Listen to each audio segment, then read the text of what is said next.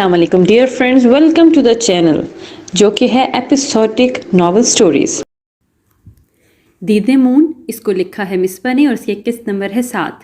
Just shut up شاذر، اگر کچھ اچھا نہیں بول سکتے تو اپنی زبان سے اپنی سوچ کی آلودگی بھی مجھ پر واضح مت کرو، ورنہ سالوں کا نام اور محبت سیکنڈوں میں ختم ہو جائے گی۔ میں تمہیں بتا چکی ہوں نا کہ مون نے اپنی رضامندی سے یہ نکاح کیا ہے اور نہ ہی میں نے کیا ہے۔ تمہاری اس بات کا کیا مطلب سمجھوں میں؟ شاذر کی بات سن کر اسے حقیقتاً شدید دکھ ہوا۔ کیسی سوچ کا مالک تھا وہ؟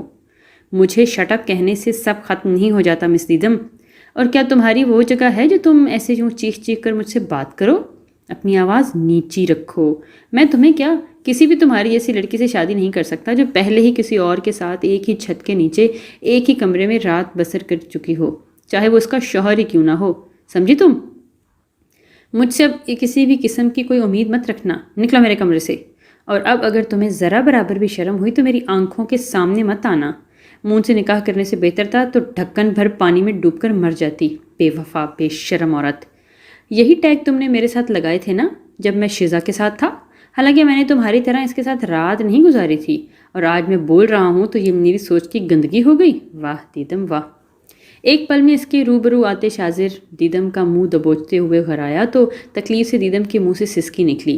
وہ اپنے دونوں ہاتھوں سے شاذر کا ہاتھ جھٹکنے کی کوشش کرنے لگی، لیکن اس کی گرفت بہت سخت تھی۔ چھوڑو اسے شاذر، کیا کر رہے ہو تم؟ ناہید نے ان کی روم میں آتے ہی جب اپنے سامنے شاذر کو دیدم کا منہ دبوچے دیکھا تو وہ اونچی آواز میں بولتی ہوئی ان کے پاس آ پہنچی۔ انہیں دیکھ کر شاذر نے فوراً سے دیدم کا چہرہ چھوڑ دیا۔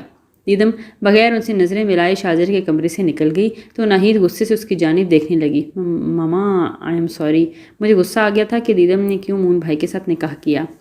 ناہید پہلے ہی اس سے سخت ناراض تھیں اور اب ان کے سامنے دیدم کے ساتھ یہ حرکت کر کے شاذر کو افسوس ہونے لگا، کیونکہ وہ جانتا تھا کہ ناہید دیدم کو اپنی اولاد سے بھی بڑھ کر چاہتی ہیں۔ بہت اچھا ہوا کہ دیدم کا نکاح مون کے ساتھ ہو گیا۔ تمہیں پتہ ہے کیوں؟ کیونکہ تم ایک جاہل انسان ہو، تمہیں عورت کی عزت کرنے کا پتہ ہی نہیں۔ تمہارے رویے نے مجھے سمجھا دیا کہ میں ایک نااہل ماں ہوں جس نے اپنی اس جاہل اولاد کی اچھی تربیت نہیں کی۔ شدید غصے اور دکھ میں انہیں یہ لفظ جو سخت الفاظ کا چناؤ کرتے ہوئے بھی انہیں جھڑکا اور خود بھی اس کے کمرے سے چلی گئی۔ ماما سنیں نا، سوری ماما۔ وہ ناہید کو مزید ناراض نہیں کر سکتا تھا، اس لیے انہیں پکارتے ہوئے ناہید کے پیچھے گیا، لیکن وہ بغیر رکے چلی گئیں۔ انہیں سیڑھیاں اترتے ہوئے دیکھ کر شاذر نے دروازہ بند کیا اور واپس آ کر اپنی گردن سے بازو نکالتے ہوئے بیڈ پر دراز ہو گیا۔ ماما کی خیر ہے، وہ مان جائیں گی، لیکن شکر ہے کہ اس دیدم سے تو جان چھوٹ گئی میری۔ یہ زبردستی میرے سر پر مسلط ہو رہی تھی۔ شدید تنگ آ چکا تھا میں اس ریلیشن شپ سے۔ اب تو میری شیزا بیبی بھی مجھ سے ناراض نہیں ہوگی۔ میں بہت جلد تمہیں اپنے گھر لے آؤں گا، مائی وائف شیزا ڈارلنگ۔ شاذر چت لیٹے چھت کو تکتے ہوئے خود سے باتیں کرنے لگا۔ اس نے پرسکون سانس ہوا میں خارج کی اور آنکھیں بند کرتے ہوئے خیالوں میں کھو گیا۔ کیا کر رہے ہو تم یہاں شاذر؟ کہاں تھے؟ میں نے تمہیں کیا کہا تھا کہ فری ٹائم میں ہم اکٹھے کینٹین چلیں گے؟ مجھے تمہارے پاس کام تھا اور تمہارے ساتھ بات کرنی تھی، اور تم جہاں بیٹھے ہوئے گپیں لڑا رہے ہو۔ یہ تو گھر میں بھی تمہارے پاس ہوتی ہے نا، اس کے ساتھ گھر میں بھی باتیں ہو سکتی ہیں۔ اب ادھر ہی بیٹھے رہو، اور خبردار اگر تم میرے پیچھے آئے تو۔ شیزا نے آج سوچ سمجھ کر ایک بات کی تھی اور وہ شاذر سے اپنے آگے کے بارے میں بات کرنا چاہ رہی تھی، لیکن جیسے ہی شاذر فری ہوا دیدم آ کے اسے ہاتھ لے گئی۔ شیزا پچھلے کافی عرصے سے شاذر کے ساتھ ساتھ رہتی تھی۔ وہ جیسے ہی فری ہو شیزا اسے اپنے ساتھ کینٹین لے جاتی یا گراؤنڈ میں بیٹھ کر اس کے ساتھ اسائنمنٹ بنانے لگ جاتی۔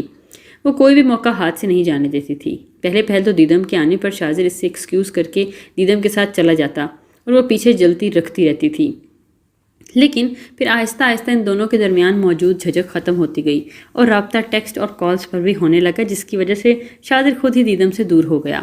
اب دیدم ضروری کام سے اسے بلانے آ جاتی تو شاذر اسے منع کر دیتا، جس کی وجہ سے شیزا کے دل پر ٹھنڈک پڑی۔ لیکن آج توقع کے برخلاف وہ اسے دیدم کے ساتھ بیٹھا نظر آیا تو وہ کسی بھی خیال کیے بغیر اسے سخت سے سخت سنا کر وہاں سے واک آؤٹ کر گئی۔ یہ کیا چیز ہے شاذر؟ میں پچھلے کافی عرصے سے نوٹ کر رہی ہوں، کچھ زیادہ ہی تمہارے ساتھ چپک رہی ہے۔ اسے اچھی طرح بتا دینا کہ تم میرے ہو اور میں تمہاری۔ ابھی تم نے اسے کچھ نہیں کہا کیا؟ کیوں؟ میں بھی جا کر اسے ٹھیک کرتی ہوں۔ یہ ہوتی کون ہے تمہارے ساتھ اس طرح بات کرنے والی؟ اچانک آفت بن کر وہ آئی اور بغیر سوچے سمجھے بول کر وہاں سے چلی گئی تو دیدم اپنی پھولی ہوئی گالوں سے شاذر سے کلاس لینے لگی۔ اس کی نیلی کانسی آنکھوں میں شدید غصہ در آیا، جس کی وجہ سے وہ مزید پیاری لگ رہی تھی۔ فار گاڈ سیک دیدم، خاموش ہو کر بیٹھ جاؤ۔ ایک تو جھوٹ بول کر مجھے لے آئی ہو یہاں کہ بہت ضروری کام ہے، اور اب وہ جب مجھ سے ناراض ہو گئی ہے تو تم مزید اسے ناراض کرنے جا رہی ہو۔ شیزا کے غصہ کرنے پر وہ اداس ہو گیا تھا اور اب دیدم کو سنانے لگا، جس کی وجہ سے اس کی شیزا ناراض ہو گئی تھی۔ دیدم سے وہ کافی دور ہو گیا تھا، لیکن آج تک اس نے اپنے بدلنے والے دل کی حالت دیدم کو نہیں بتائی تھی، نہ ہی اس پر ظاہر ہونے دیا تھا کہ وہ اسے نہیں بلکہ شیزا کو پسند کرنے لگا ہے۔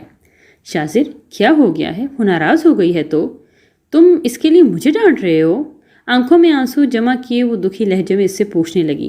اف دیدم، ایک تو تمہاری ہی بن موسم کی برسات سے مجھے سخت چڑ ہے، بیٹھ کر روتی رہو اکیلی۔ دیدم کا بھاری ہوتا لہجہ محسوس کر کر وہ وہاں سے اٹھ کر چلا گیا تو دیدم حیرت سے دم ساتھے اس کے پشت کو دیکھنے لگی۔ ایم سوری شیزا، یار وہ دیدم مجھے جھوٹ بول کر لے گئی تھی، ورنہ میں کبھی ادھر نہ جاتا۔ سوری نا، ایسے ناراض نہ ہوا کرو، میری جانب دیکھو۔ دیدم کو ڈانٹ کر وہ سیدھا شیزا کے پاس کینٹین میں چلا گیا اور اسے منانے کی کوشش کرنے لگا، جو منہ موڑے بیٹھی شدید ناراضگی کا اظہار کر رہی تھی۔ جاؤ اسی کے پاس جو جھوٹ بول کر لے گئی تھی، میرے ساتھ بات کرو، بلکہ تم چلے کیوں نہیں جاتے؟ جاؤ ورنہ میں تمہارا سر پھوڑ دوں گی۔ پلٹتے ہوئے وہ غصے سے اس پر چیخی تو شاذر زیر لب مسکرا دیا۔ غصے میں کس قدر پیاری لگ رہی ہو، اور اس بات کا تمہیں اندازہ ہو تو کیا میں تو تمہیں ہمیشہ غصے میں ہی رکھوں میری پیاری شیزا؟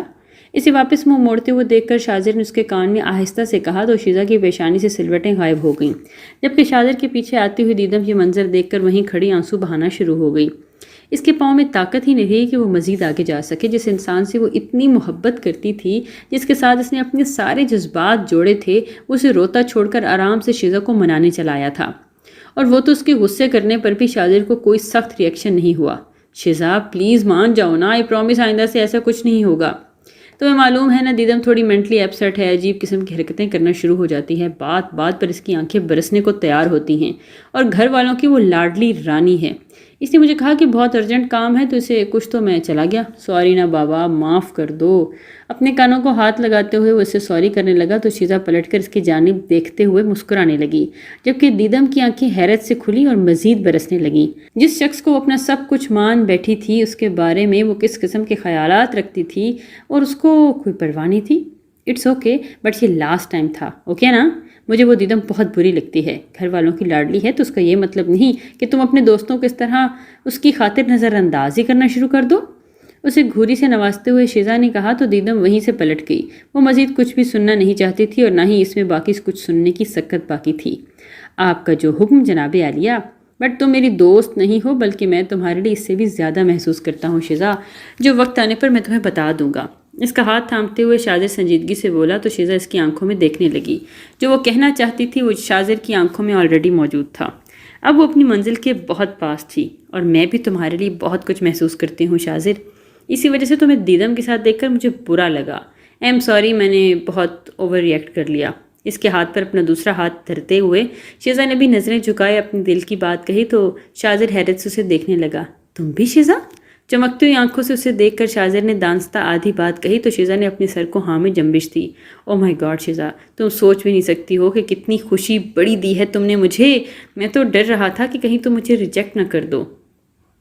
نہایت گرم جوشی سے اس کا ہاتھ تھامتے ہوئے شاذر بولا تو شیزا نے اس کی جانب شرمیلی سی مسکراہٹ اچھالی۔ یہ تو آنے والے وقت نہیں بتانا تھا کہ اس نے دیدم کو ٹھکرا کر جسے سلیکٹ کیا تھا وہ اسے کتنا ایک خوش رکھ سکتی تھی۔